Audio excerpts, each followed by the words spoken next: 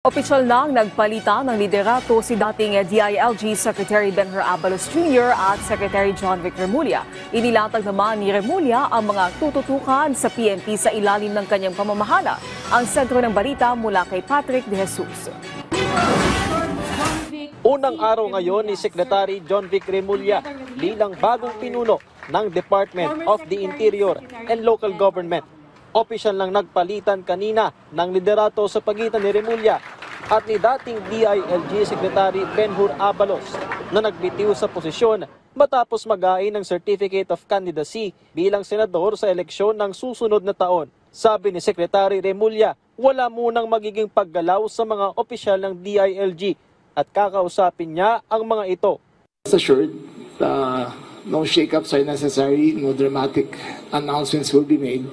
But let me get my feet wet, but tomorrow we hit the ground running.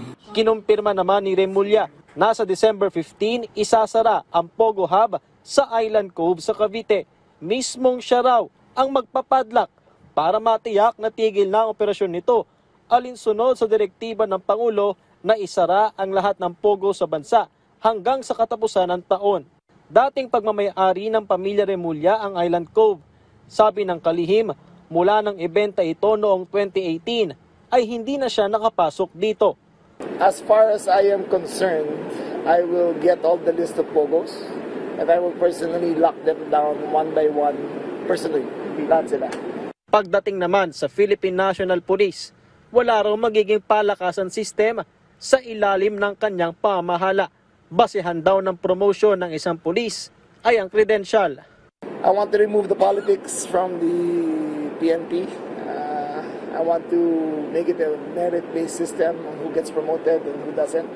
Nangyayari kasi ngayon palakasan di ba? And I've tried my best in my province na walang palakasan doon. And I want to institute that in the Philippines. Isa rin sa tututukan ni Remulla ang digitalization sa mga transaksyon sa LGU at implementasyon upang maging unified ang 911 response system.